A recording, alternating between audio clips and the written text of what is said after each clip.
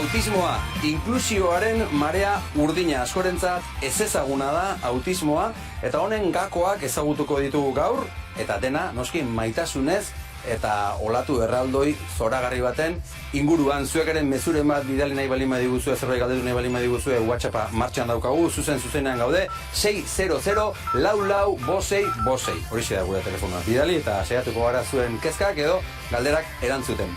Eta noski, itxaso urdin, marea urdin ederro honen erdian marinelak behar ditugu, gurekin astero bezala bidean lagun, Maitane Ormazabal. Haupa Maitane, arratsaldeon. Ongi etorri zenuz, ongi? Ondo. Maitane, gaur autismoa. Ezagutzen dugu, entzuten dugu, baina badakigu zer den autismoa? Bueno, gai askotan bezala gertu tokatzen zaigun arte benetan ez dakigu autismoa zer dan. Eta, bueno, argibide bezala, lehenengo gauza jakin behar duguna da autismoa ez dela gaixotasun bat. Eta aurre iretzi eta irudi handi bat daukagu horrekiko, baina autismoaren espektroa oso zabala eta oso anitza da. Eta hemen askotan errepikatzen ari kontzeptua da, pertsonek autismoa dute. Ez dira autistak, ez? Nik dut, ez naiz. Orduan hemen ikus behar dugu hau dela pertsona hauen karakteristika bat edo beraiek definitzen duten zati bat, baina hori baino askoz ere gehiago dira. Zer bestela, denok nahi ditugu gizartean enbudu berdinean sartu, ez, berdintasun batean, eta ez, mundu anitza da eta adimen anitzak behar ditugu. Eta autismoa adimen anitz horietako bada. Eta autismoa duten pertsona horiek gurekin bizi dira eta gu beraiekin bizi gara denok bide berean goaz, eta hor integrazioa, inklusioa bezalako hitzak importantzia handia dute. Bai, hor nahastu egiten geha, ze guk integrazioa eta inklusioa uste dugu kontzeptu berdinak diala. Eta ez dia kontzeptu berdina begira, hemen atzekaldean ikusi dezakezue oso ondo, inklusioa hemen goian daukagu, hemen dago, eta integrazioa. Zer gertatzen da integrazioan? Bai, denak leku berdinean gaude, ikusten da, baina ez gaude nahasirik. Eta gun daude espazio batzuk, bai, adibidez eskola batean, bai, deno gaude eskolan, eta gela bat daude autistentzako. Hori izango zen integrazioa. Zer da inklusioa benetan? Ikusten baduzu irudi hontan, denak nahasirik gaude, eta denaren, bakoitzaren kapazitateak atera daitezken espazioa da. Orduan, oraindik ere, esango jenduken, asko hemen gaudela integrazioan, eta junberra daukaguna da, geroz eta gehiago inklusiora. Ez helburua inklusioa da. Bai, beti. Eskerrik asko Maitane gaur ere etortzeagatik, hartu zure lekua eta laster izango da gure gonbidatu bat. Zurekin eta aurkeztu dezagun lehen gonbidatua, Luken autismoa duen mutiko bat da, baina ez hori bakarrik, zaletasun gehiago ere baditu eta hori baino askoz gehiago da. Luken oso mutil maitatua eta etxean segulako bizipoza ekartzen du, hori dio behintzat bere amak. Eta gaur gurekin izango da Nekane Zalbide. Haupa Nekane, arratsaldeon, ongi etorri. Eskerrik asko etortzeagatik. Nekane, esan dugu Luken autismoa duen mutiko bat dela. Aurkeztu diguzu, nor da Luken? Luken da mutil zoragarri bat, azkarra da, jakin-mina handikua, hizkuntzak ikaragarri gustatzen zaizkio, eta da oso ume zoriontsua, eta ingurukoei oso zoriontsu egiten gaitu. Bai, ez da, hori bizipoz hori somatu egiten da etxean, ez da? Bai, parre asko egiten dugu berarekin, bai. Hasierara joango gara, Nekane, zuek noiz ohartu zineten Lukenek bazuela zerbait? Bueno, nahiko txikitatik antzematen genuen, zerbait zuela edo behintzet pixkat ezberdine bazala, ez? Oso moitu ezan, oso interes finkoak zeuzken gauzekiko, besteak egiten zutena ez zitzaion gehiegi interesatzen, nahi egozpuen bere jokoarekin bakarrik egotea, eta gu daukagu beste alaba bat, zoragarria, Alba, eta adin gutxi dago beraien artean, ez? Eta orduan, konparaketak ez direla egin behar, baina tamalez bai egiten ditugu, ez? Eta ikusten zenun ezberdin ezala. Albak 2 urte gehiago, ez da? Hori da. Eta orduan ikusten zenun, estera batekoa zen, ezberdin ezan. Eta medikuen gana joango zineten, eta joan zinetenean, zer erantzun jaso zenuten? Bai, hasieran hasi ginen juten, eta pixkat behatzen zuten, eta leku ezberdinetara jo genuen, ez? Eta batzuk esate ziguten oso garbi igual bai autismo hitza aipatu zuten hasieratik, beste batzuk ez, eta orduan zu heltzen zea pixkat ezkoari ez. Nahi dezu sinistu, evolutiboa dela, kostatuko zaiola gehiago, baino, joango dela bere garapen normalarekin, eta pixkat zalantza zegoen zan, garapena pixkat motelagoa zan, eta benetan autismoa zan. Esan nahi duzu, errealitatea onartzen askotan kosta egiten zaigula, ezta? Horixe esan nahi nuen, bai. Errealitatea onartzea eta betirako danean eta seme-alaben inguruan denean, gogorra da. Eta noiz sartu zen diagnostiko bezala autismo hitza zuen bizitzan? Autismo hitza gure etxean dantzan, 2 urte zeuzkala edo sartu zen. Egia da, entzumen arazoak ere bazituela eta orduan hizkuntzatzerapena ere bazegoen hor aukera bat izatea ere, eta gero egin zizkioten ebakuntzak eta zizan hobeto entzuten da, hobetu zun, egia zen hobetu zela asko, ez? Baino ez azkenean, autismoaren diagnostikoa iritsi zen, 7 urte dola zukenean, behin betiko ez. Beraz, zuek 7 urte zituenean, bazen egiten diagnostikoa eskuan autismoa du, Lukenek autismoa duela, hor beste prozesu batean sartzen zarete, zer gertatzen da hor? Dana zalantzan jartzen hasten zehala, ez? 7 urteetan izan zea ama erabatea edo guraso, ez? Nire kasuan ama naizelako, baina berriro zalantzak datoz, nahi dezu ondo egin, asmatu, zoriontsu izatea, eta etortzen dira zalantza guztiak, hori integrazioa, inklusioa, eskubideak, gauza guztiak etortzen zaizkizu burura, eta ondorena, eta unbartzea gero korapilloa askatzen, galdera guzti horiek banaka erantzuten. Eta nekan ezuk diozu, dolu moduko bat ere pasa behar dela, ezta? Zer esan nahi duzu horrekin? Dolu badago, asimilatu behar dezunean informazio bat gogorra edo sufriarazten zaituena, guraso bezala, nik behintzat dolu bat pasatu nuen, eta nik uste, orokorrean gurasoekin hitz egiten dezunean, dolu bada, prozesu bada, bere etapak dauzka, eta pixkanaka, hasieran ezkoan jartzen zea, gero onartzen jute zea, eta gero akaberan, indarra hartzezu, eta goazen aurrera, eta dana ematen dezu. Eta nire ustez garrantzitsua da dolu horren etapak eta momentuak errespetatzea eta ondo egitea. Ez, bakoitzak izango ditu bereak. Hori da. Nola gainditu, hori? Laguntzarekin, errespetuarekin, maitasunarekin, alboan baten bat eukita esaten dana ondo jungo da, hemen egongo gea, denborarekin, maitasunarekin, umeak ere asko laguntzen du. Umeak erakusten dizu ez dela hain gogorra eta bizitza autismoarekin ere ona dela. Umeak zer erakusten dizu adibidez, zertan laguntzen dizu? Umeak laguntzen digu, bere realitatea erakusten digu, bere beharrak, zer nahi duen, zer ez, erakusten digu gauza txikiekin zoriontsu izan daitekela, eta hori oso importantea da, erakusten digu haserrez egoten, ez zaio gustatzen, sentimentu onak dauzka, orduan, bai. Eta nekane, trabak ere izango dira bidean? Traba pilo bat. Bai, pilo bat. Zeren tamalez ez da gai bat, naizta desente aur dauden, ez da gai bat asko hitzeiteana, gero ez da gehiago aigea, eta gero ez da gehiago, baina bai, trabakoa daude. Badagor, hori, bakoitzak azkenean bere bidea hartzen du, eta zu zaude hor zure umetxoarekin, aurrera egin behar dezu, eta bai, traba pilo bat daude. Trabak adibidez, ez dakite gizartean, eskolan zer moduz adibidez? Eskolan nola joan da eskolatze prozesua? Gure eskolatze prozesua oso ona izan da. Beti hasieratik entzun zizkiguten gure kezka, gure zalantzak, galdetu ziguten nola nahi dezuten aurrera eraman, hori oso garrantzitsua da. Bidea elkarrekin aukeratu genuen, eta errespetatuak sentitu gara, guk eskolari eskerra bestik ez daztu emateko. Gu beti esaten dugu, eta Xabier Munibe eta Oin Askoitea DBH-en dagumea, eta guretzako izan dira, Lukenen garapenean gako izan dira.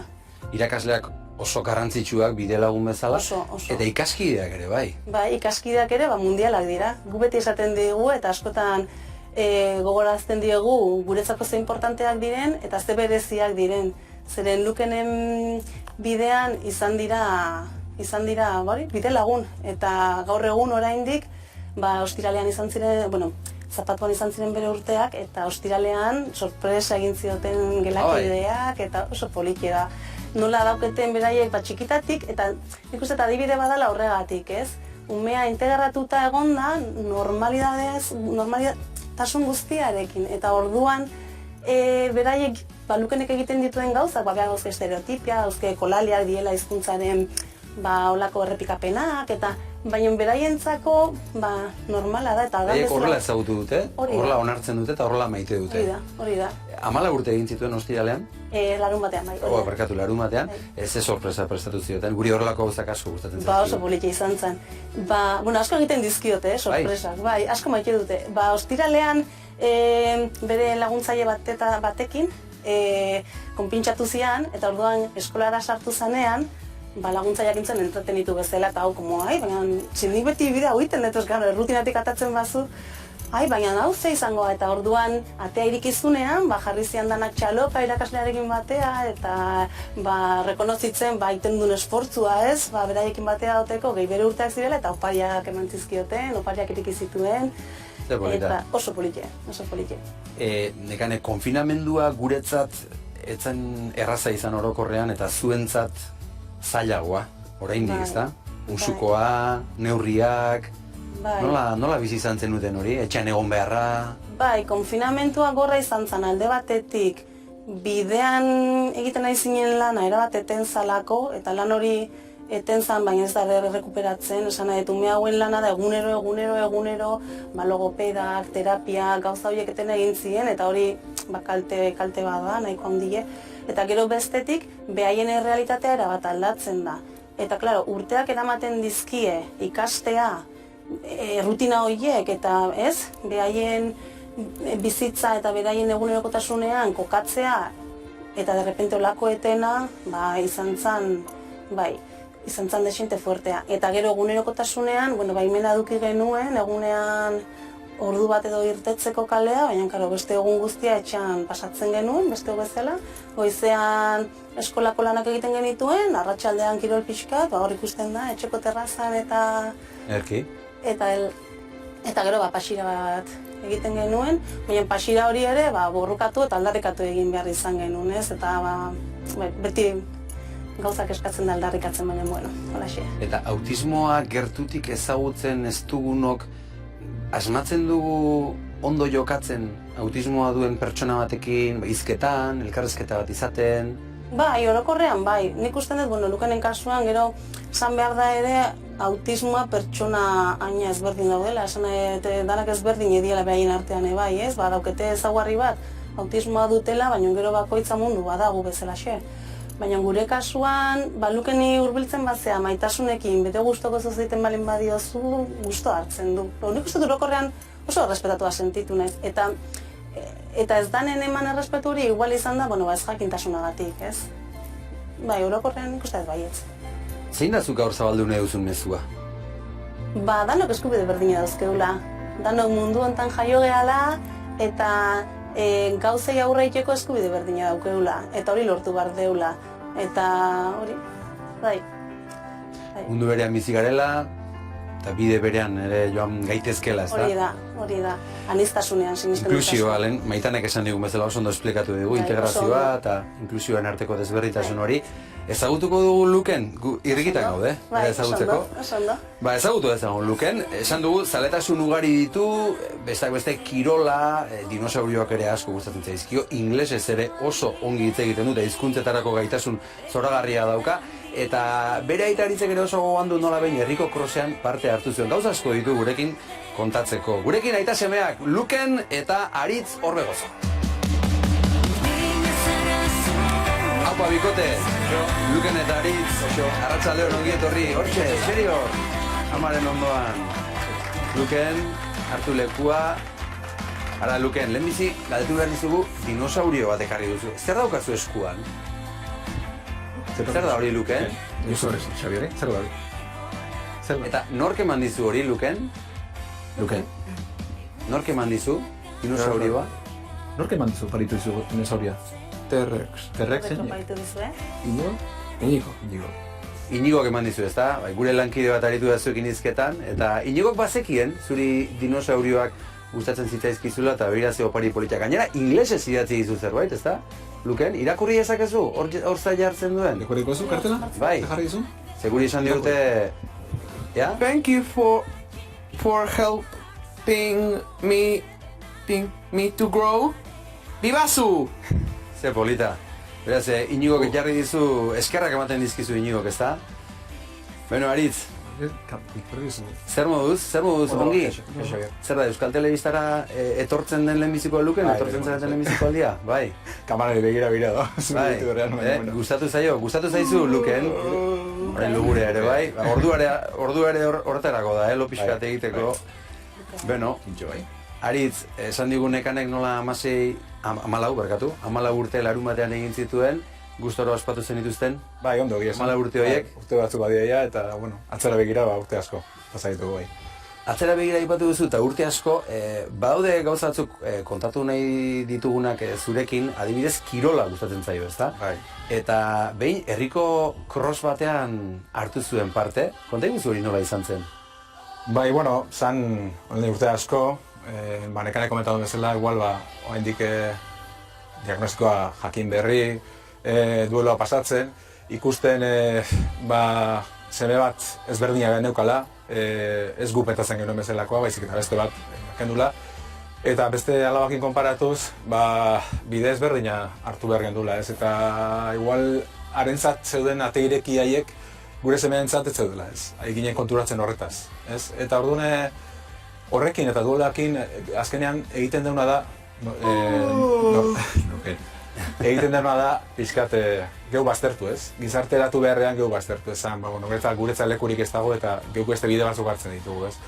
Eta crosseko historia hori izan zen baita, ez? Cross hori egiten da urtean behin, aspaldi historia egin ja, baina urtean behin egiten da, eta cross hortan parte hartzen danean, parte hartzen dute umedanak, etortzen dira Azpeiti, Askoiti, zestuko guraso danakan, izaten da bastanteko, kontezimenta ondia, ez? Eta etorri izan, beste papel askoekin bezala ikastetxetik, ez, ikaskolaz, ez dakiz zer, crossean apuntatzeko aukerarekin, ez da, nola apuntako dugu guk umea crossean. Eta animatu zigun berean den joan Josunek, amendik Xuba Josuneri. Zuek kezkatzen duten, beldurra ematen zizuen izena ematea. Gero apartatzen genduen, nik uste rekorrido normaletik baita ere, ez. Eta izena eman zuen guri izan gabe, eta zen, apuntatu indet. Beraz, berak eman zuen izena. Bai, eta zuek jakintzen dutenean, izena eman zuela? Zein berdu, eta galdetu nion Luken, Luken, nahi duzu crossean parte hartu, eta emango dizute medalla, eta emango dizute Coca-Cola, eta bai. Orduan, beha nahi bazuen, joan ginen eta irten nintzen, ez? Irten zuen, laguntzaileakin, Mikelekin, eskertzen dugu aben pila bat politak. Eta, hori, azkena irten zuen, eta bera guztu da, bere medaiakin eta bere Coca-Colakin, ez? Eta, horri zentzan igual bizkiat geuk txip aldaketa bat egin genuen, ez?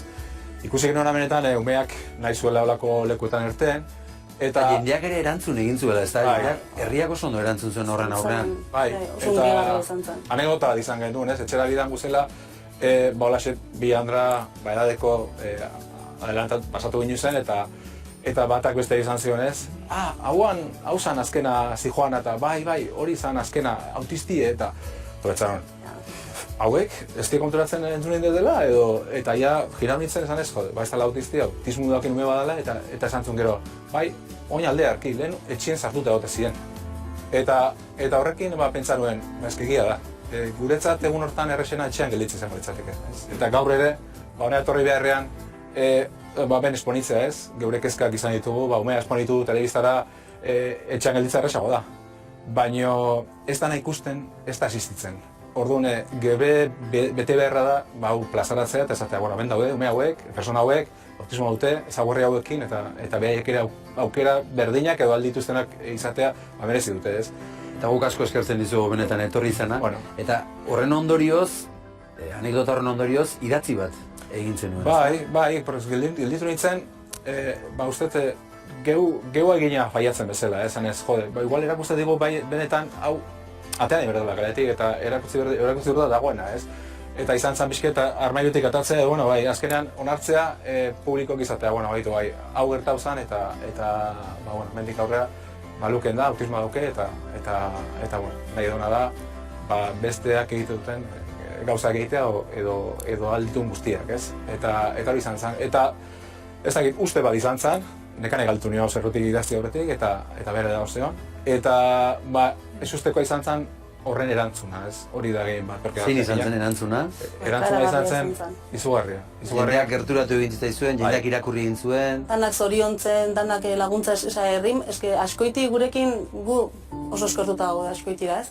Eta izan zen, momentu batean kalera irtetzea ere, zeren beti leku guztietan baten batek zeozer esaten zigun, eta dana hitz politiek, animuek, goraipatzen zuten beti nola geunden umearen pendiente, jendeak nola behatzen gintuen gu jakin gabe, eta esaten zutela begira hauek, eta karo horrekin bate izu hau ez, como fijatzen zineten desberdina zala bazenekiten, eta orain esaten didazu hori oso poliki izan zen.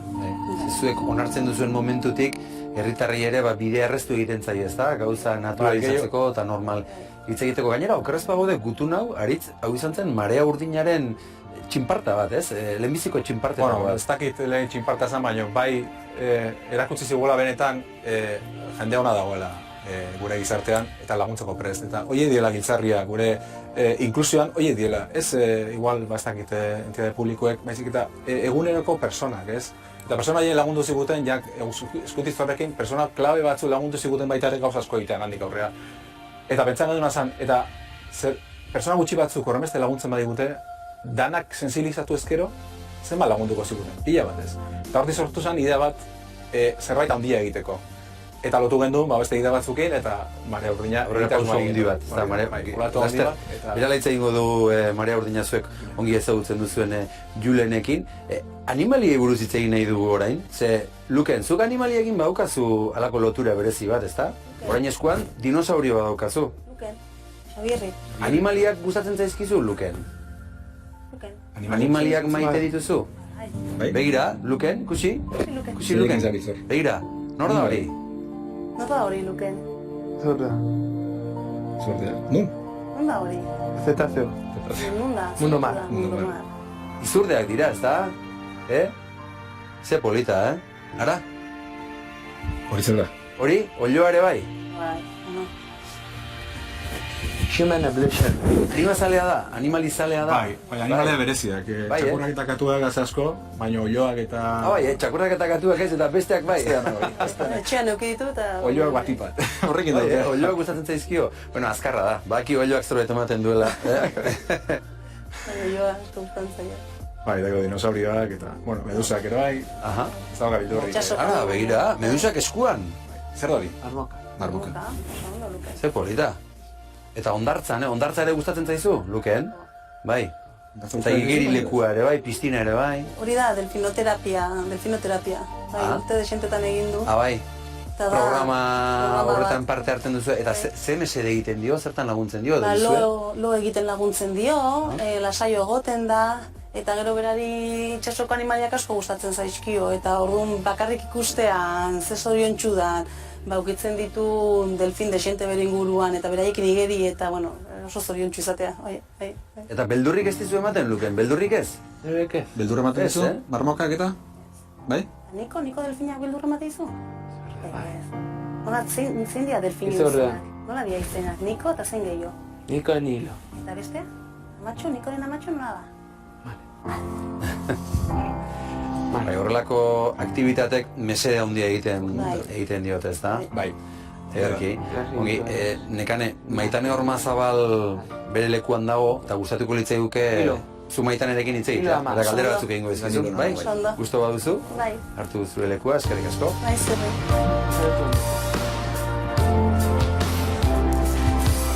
Kaixo, nekane, kaixo. Bueno, lehenik eta behin, hemendikan zu hirurok ikusita, eskerrik asko, autismoari benetako arpegia eta erreala erakusteagatik. Askotan pelikuletan, telesaietan ikusten ditugu, ez?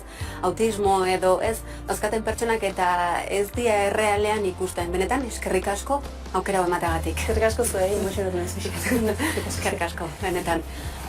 Nekane, zein izan da egin dizuten galdera edo komentario mingarrin edo deserosuena?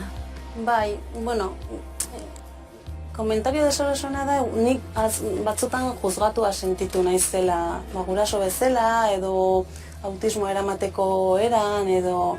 Eta igual agian gertukoen gandik, ez? Batzutan pentsatzen dugu, pertsona bat sufritzen nahi deanean edo arazo bat daukenean gertuko izan da, agian nahi dugun esan genezakela, baina ez du, askotan ez du laguntzen.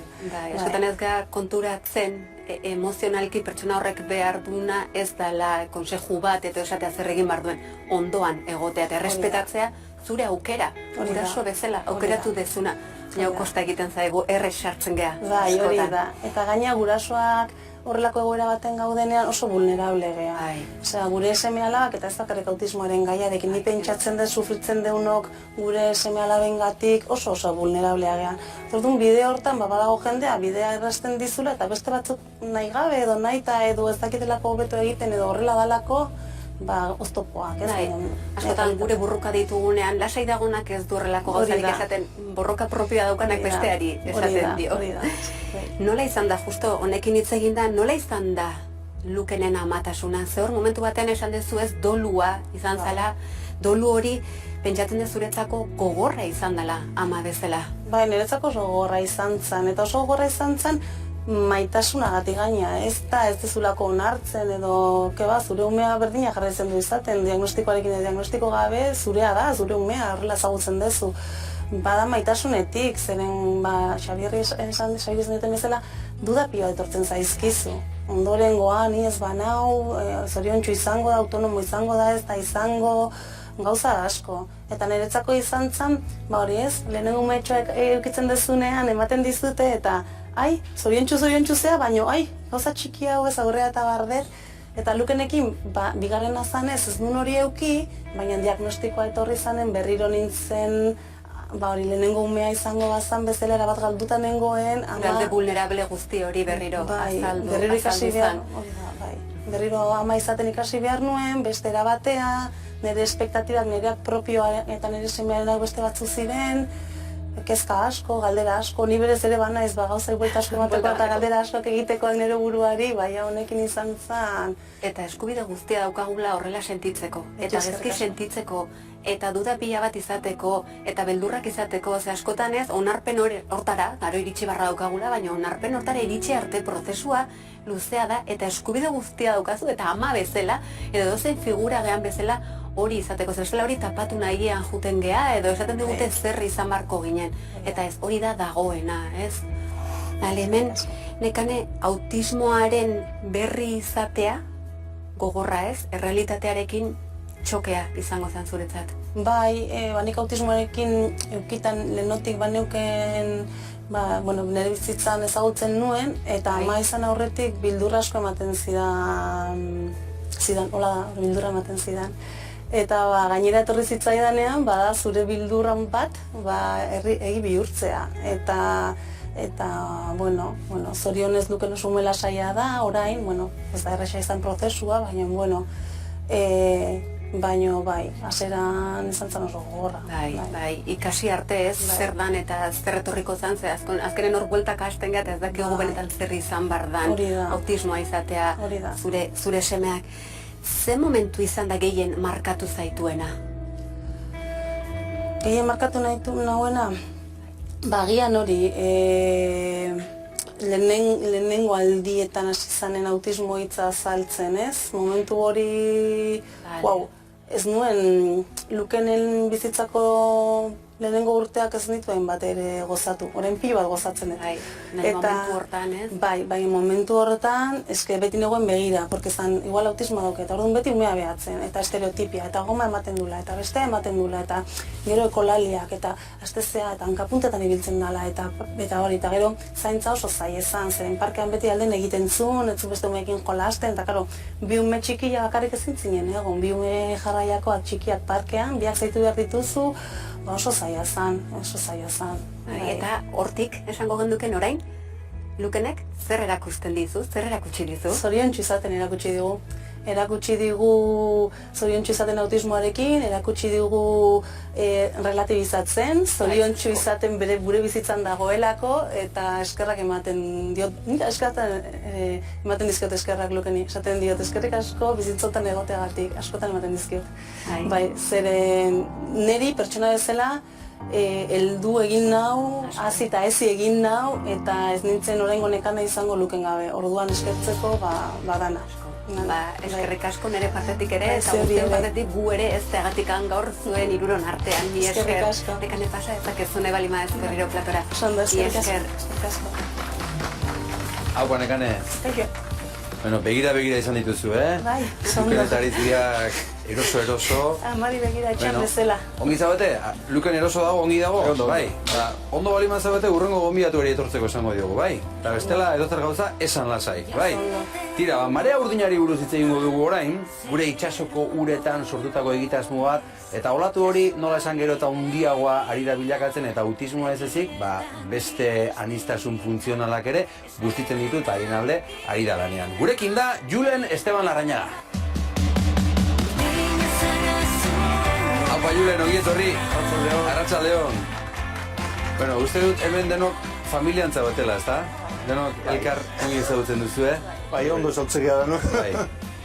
Julen, zer da marea urdina? Marea urdina, bueno, hasiera baten, izan deben bezala, autismoan aldeko ekimen bat bezala sortu zen. Lauik ginen, elkartu ginen 4 lagun, igeriketatik ginton zuena bintzen, errazio dago genuen, batzuk igeri, besti, eta zerbait egiten nahi genuen, autismoa ezagutzen ezteko. Orduan, entza genuen, zer daki egiten, igeri. Orduan igeri ingo, eta antolau genuen trabesia bat. Gipuzkoako kosta osoa pentsate genuen igerin egitea, eta hola ziaz izan. Nondik dora egintzen duten? Hasi ginen Saturaranen, mutriku aita duzuleno, bitu, han hasi ginen, eta buka genuen Ondarrabi, Igarbi. Eta Bi egun izan ziren, lehenengo egunean hori izan buka genuen, eta bigarrengo egunean hori izotik Ondarrabira joan ginen. Eta esentzan esperientzi bat, izugarria ez da? izugarria. Hor gainera, hor ernetu zen zerbait, hor hasi zen zerbait sortzen eta puzten, ez da? Bai. Kusiko ditugu, bideoklipa ere badaukazu, Marea Bai, Urdina bai. izenekoak. Kusiko dugu, eta jarraituko ondo. dugu izketan. Hauxe, Marea Urdinaren bideoklipa. Jauzi baten moduan, zero kolorez, itxasoari begira, begietan distira, eskuetan kilimak denok batera, olatu gainean igerian goaz, ametsak eraikiz bihotza bali, zure ondartza maitasunez gentzin. Urdina zara zu olatu zara, urdinak gara gu bere olatu gara. Urdina zara zu olatu zara, urdinak gara gu bere. 4 urte pasa dira geroztik, Julen, ze bilakaera izan du Marea Urdinak 4 urteotan? 4 urteotan, ekimena hasiera batean autismotik zitorren, baina oin ja beste ezintasun dana dauzkeben elkarte bat sortu dugu. Ikusi genuen Marea Urdina ekimena bukau zanin, zerbait egiten nahi genuen, ikusi genuen jendik, ez genuena espero. Jendean dana gurekin etorri zen, ez genuen pentsatzen olatu erraldoi hori sortu zen, eta pentsa genuen hemen zerbait egin behar dugu, eta sortu genuen elkartea.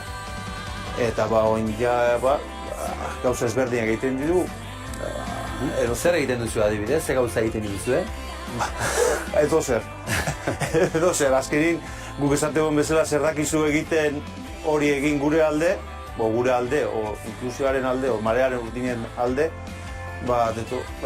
kursuk ere emateiteu, monitorintzat, ungea zaldiztan ibiltzea,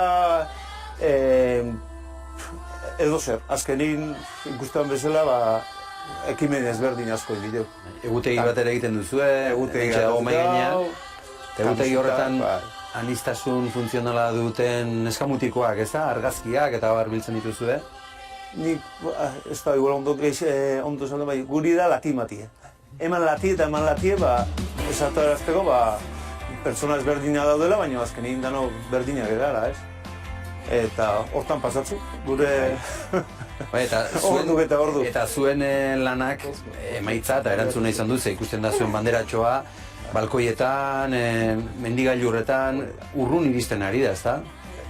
Urrunago nahi, baina? Bai, abestiak esaten du, ez?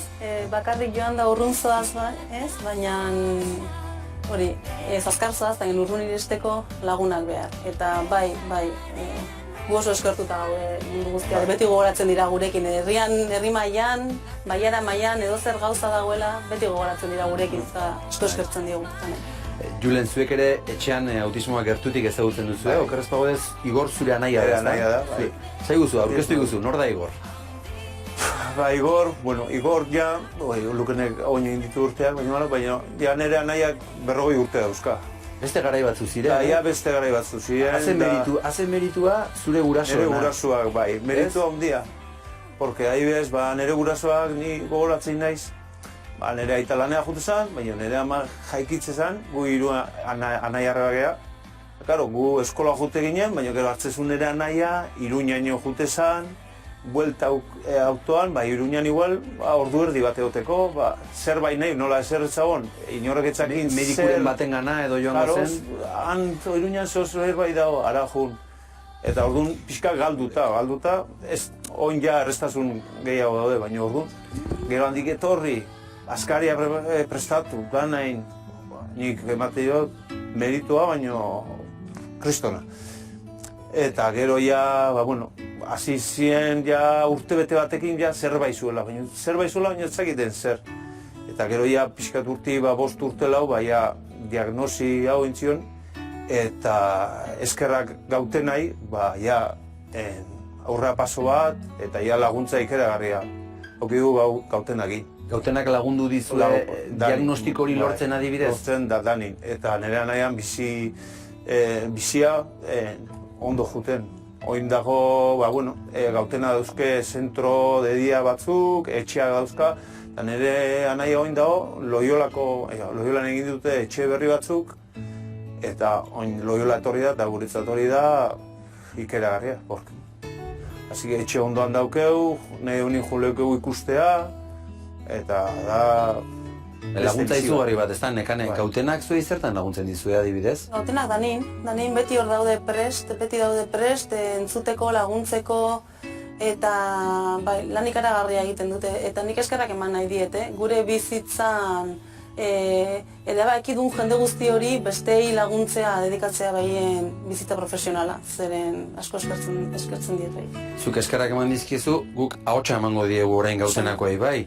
Maite Zinkun egi dugu bestaldean, gautenako eguneko zentroen koordinatzailea. Maite, arratsaldeon! Eixo, arratsaldeon. Maite, hemen zuentzat eskerronak besterik ez ditugu entzuten, Oso gustokoa da holako gauzak entzutea, bai, oso gustagarria, eskertzei zuet. Zer da gautena, Maite, konta iguzu? Gautena da elkarte bat, eta aspaldi esango nuke, eta Igorren anaiak esan duen bezala, lan handia indako gurasoek eta sendiek sortutako elkarte bat. Autismoa duten pertsonen familia sortutako elkarte bat. 1998an sortu zen. Ja bide bat badamak. Bai, eta garai hartan bide irekitze garrantzitsu bat egin zenuten, gaur arte iristeko, ezta? Ze gauzak asko aldatu dira, zorionez. Eta nik uste hor sortu zutenak eta hasi zianak, ez dakit, haiek esango lukete hobeto, baina nik uste zaila izango zela garai hartan, bai, bidea pixkat aurre egitea, eta nola ireki bidea, eta laguntzak, eta ez lan erraza izango ez. Zein dira zuen erronkak, Maite? Batez ere eta erronka nagusi bezala igual, bizi kalitatea. Bai gure neska mutilak, autismo duten pertsonak, eta beren familien bizi kalitatea hobetzea. Hori da erronka nagusia. Saiatzen gara behintzat hori lortzen, bai. Eta asko dago egiteko? Bai, beti dago egiteko, bai. Hortarako egia da laguntza asko behar degula, orain bide luze eginda, baina beti izaten da. Aurrera jarraitzeko ere laguntza behar dugu, bai administrazioana, gizarteana, egia da gauza asko eta horrezan duten bezala ekimen asko egiten ari dira, eta horrek asko laguntzen digu. Baina bai, beti ondo etortzen zaigun laguntza guztia, bai, behar da, bai. Maite, sumatzen dugu hemen denok elkar oso ondo ezagutzen duzuela, bai Nekane, bai Aritz eta Luken eta baita Julen denok, familia bateko kideak ere bazaretela esateraino ia, ezta? Zein da zuen arteko harremana? Familia bat zuen gana etortzen denean, nola izaten da harreman hori?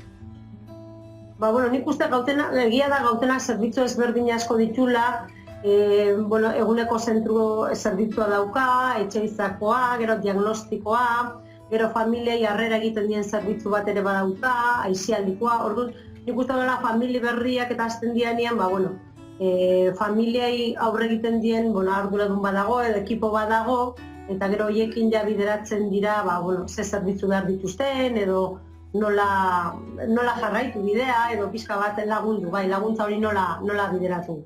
Maite, esan, amaitu. Esaten igual, horre ezberdintasun handia da, hola, Luken orain gaztetxoa da, eta gaur egun dauden zerbitzua segurazko ezberdina dira, igorren anaian garaikoak, baino. Orain nik uste zerbitzu gehiago, edo ez dakit ikusi gehiago egiten da, edo hor gaude, ez? Gizartean, garai hartan igual zailago izango zen, esan duen bezala bai. Maite, bukatze aldera, zer da kontuan izan behar genukena gizarte bezala? Zer da inoiz ahaztu behar ez genukena? Gu eta autismo duten pertsonak eta beraien inguruan gaudenak ere, hori, bertan bizi gerala eta danak elkar bizi behar degula. Gure ezberdintasunean berdina gehala. Lukenen amak esan duen bezala. Berdina gara, batzutan, gauza batzuk ezberdinak eingo ditugu edo keinu batzuk, baina, berdin bizi behar degula. Eta hori da gure, ez dakit, hortan datza, ez? Elkar bizitza. Danak berdina gerala. Eta Maitetik Maitanera goaz, salto txiki batean, Maitane entzundakoak entzunda, zein da gaur egin nahi duzun gogota? Hemen guztiakoa entzunta ondoren, betu galderatxo bat, hola, zuzenen jende guztiarentzat dela, zer da normala izatea? Nik uste galdera hori ja, ziberra daukagula pixka bat atzean, ze normaltasun hori, nire esango nuken ja oso aspergarria dela, ito egiten gaituela, eta gizarte bezala gaiztotu egiten gaituela, orduan normala hartu barra daukagu desberdintasuna normaltzat, eta desberdintasun hori gure aberastasuna dela. Eta gaur esan dugun bezala, inklusioak ematen du hori, integrazio oso ondo egon da urte askotan, asko aurreratu dugun gauza bada, baina orain inklusiora pasatu behar dugu, eta zer da aldaketa? Inklusioan pertsona guztien balorea atera barra dauka gizarteak. Ez du balio bakarrik gizartean sartzea, baizik eta bere balorea pertsona bezala azaleratzea. Eta hortarako, izan vitamina, eman vitamina zuen buruari eta besteei. Eskerrik asko. Eskerrik asko zuri, Maitane, eta gure ikusentzulen mezuak ere baditugu, irakurriko ditugu pare bat mezu. Emaztea dut, 54 urterekin, dementzia semantiko diagnostikatua, arazo handiak ditu hitz egokiak bilatzeko, baina ezagunak dituen abestien letrak hitzik galdu gabe jarraitzen ditu. Ea norbaitek heltzen dion proiektu honi, animo, esaten du ikusentzule honek. Beste bat, kaixo, garunetik tumore bat kendu didate, hau ez da, ez nahaztu egin ez, itxuen, beste bat, joan egin zaite. Gero irakurriko ditugu, beste mezu gehiago ere jaso ditugulako, kontua da Maitanek itxi du, gaurko bere gogoetarekin. Luken, gustora egontzara? Bai? Gustora egontzea? Goxo egontzara itarekin, ez? Bai, ez da? Bai, ondo, bai. Gustora egontzara, gu oso gustora egon gara. Eskerrik asko zuen bisitagatik, sekulako lan egiten ari zarete, kuadrilla, eta eutxi goiari. Eskerrik asko Maite Zinkunegi, urrutixiago zaudezu, eskerrik asko Maite Normazabal, hementxe platoan daukaguna, eta eskerrik asko zue guztioi. Animo eta eutxi goiari, eta haupa marea urdina, Ean honiko da, zaituzte egun.